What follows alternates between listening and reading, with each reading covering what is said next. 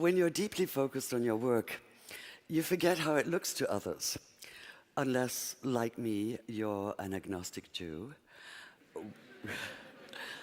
What you're deeply focused on is Islam, and you've just finished writing a biography of Muhammad. And your audience might be just a little bit nervous. This photo was taken this past summer at the Sheikh Zayed Grand Mosque in Abu Dhabi, and yes, that's me in the middle. I never imagined myself in an abaya, but it was required for entrance, so I reminded myself that clothes do not make the woman, and took a deep breath. There was no bolt from the blue. In fact, it felt almost elegant. And since the mask is very beautiful, I posted the photo online, only to find that some of the reactions were kind of puzzling. There were Muslims saying basically, "Yay, you've become a Muslim." And then there were Jews saying basically, "Oi, you've become a Muslim." This seemed a rather large conclusion to draw from a snapshot. So the photo evidently invites interpretation, and the question is why? What were the underlying assumptions here? If I were to put this on right now, for instance, is this an act of honor, or is it one of disrespect? Is it a gesture of sympathy? Or is it merely presumptuous? Or does it make no difference what I say at this moment, because all you can focus on is the fact that I'm wearing an Islamic headscarf, in which case, why is it so distracting? How this is seen has little to do with me. It's a function of your preconceptions and expectations, and of the agenda that you then attribute to me. And that's a loaded word, agenda. It implies ulterior motives.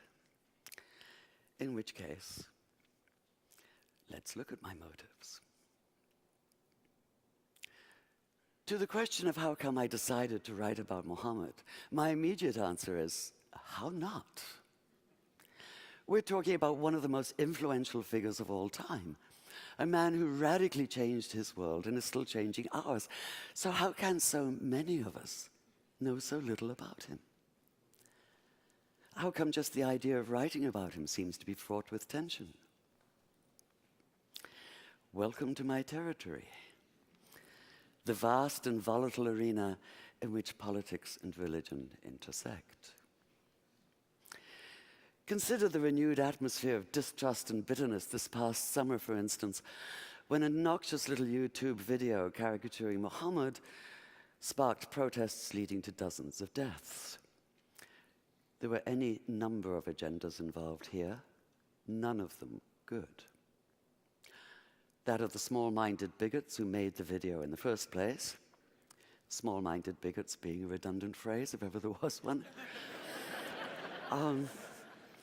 Of the Saudi-financed TV station in Cairo that picked it up and made a big show of it, thus ensuring that while maybe 30 people had seen it before, now millions would.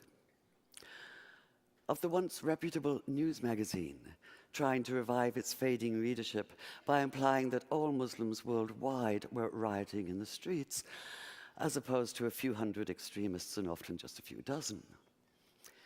It's amazing what you can do by cropping a photograph. There was the leader of Hezbollah, under attack for his support of the Syrian regime's brutal war against its own citizens, trying to redeem himself as a defender of Islam. And the Pakistan Minister of Railroads, trying to hide his corruption and ineptitude by offering a $100,000 bounty. And the usual American Islamophobes, putting up crude us and them posters in the New York and DC subways. So many people jumping on the bandwagon. But where was Muhammad himself in all this? Where was the man who listened to the Quran telling him, and by extension all Muslims, to pay no attention to taunts and mockery? Ignore them, it keeps saying. Let them be. Turn your face away. or in the words of Jesus, turn the other cheek. While Muhammad has certainly been distorted by his detractors, he sometimes seems to have been equally distorted by the loudest of his self-proclaimed defenders, which makes it all the more urgent that we know who he really was. Yet the millions, if not billions, of words that have been written about him often seem to obscure as much as they reveal. The more of them I plowed through, the more it felt as though he were being weighed down by the sheer accumulated mass of them. What I wanted was a real feel for the man himself. I wanted the vitality and complexity of a full life lived. I wanted, in short, to see Muhammad whole. And this meant steering clear of a virtual minefield of agendas, including piety and sentiment and stereotype and judgmentalism. So even as the hundreds of research volumes piled up on my floor, my most valuable research tool may have been this one-word reminder pinned beside my desk. Think. Take the pivotal moment of Islam, for instance, which is what happened to Muhammad one night in the year 610 on a mountain just outside Mecca. He'd gone up there, it seems, in the hope of perhaps a quiet moment of insight. The last thing he expected was the blinding weight of revelation. So what struck me in the earliest account we have of that night was not even so much what happened as what did not happen. Muhammad did not come floating off the mountain as though walking on air. He did not run down shouting hallelujah and bless the Lord. He did not radiate light and joy. There were no choirs of angels, no music of the spheres, no elation, no ecstasy, no golden aura surrounding him. Not even the whole of the Quran fully revealed, but only 5 brief verses. In short, he did none of the things that might make it easy to cry foul, to put down the whole account as an invention, a cover for something as mundane as personal ambition. Quite the opposite. In his own reported words, he was convinced at first that what had happened couldn't have been real. At best, he thought it had to have been a hallucination, his own mind working against him. At worst, possession, and he'd been seized by an evil jinn, a spirit out to deceive him, even crush the life out of him. In fact, his first instinct was to leap off the highest cliff and escape the terror of what he'd experienced by putting an end to all experience.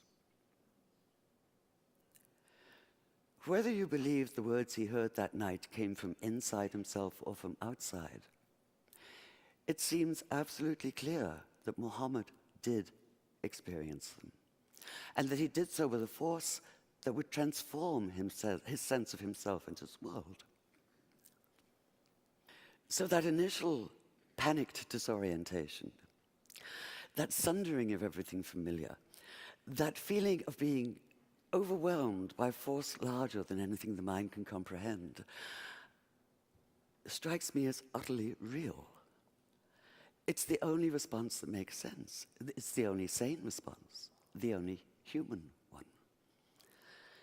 And this is what allowed me to begin to see Muhammad not as a symbol, and not even as a subject, but as a man, a complex human being.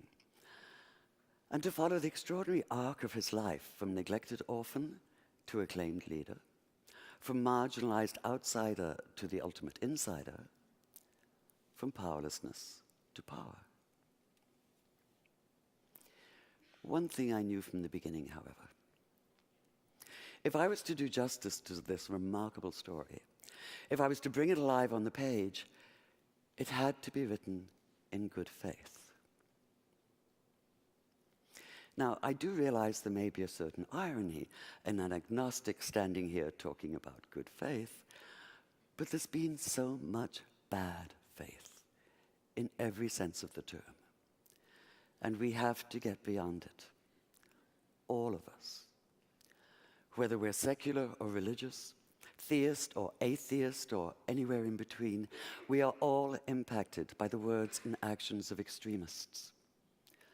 What happens in one tiny corner of the world now reverberates globally. But whether we live in Tehran or in Tel Aviv, in New York or in New Delhi, we do have a choice. We can refuse. Refuse, that is, to allow ourselves to be led by anger and suspicion. Refuse to allow ourselves to be manipulated by extremists of all stripes. Refuse their narrow vision, their comic book distortions, their miserably small minds. We have to reclaim the narrative, the full narrative, beyond stereotypes, beyond snap judgments, beyond headscarves. Just as we need to see Muhammad whole, so we need to start seeing each other whole, in good faith. Thank you.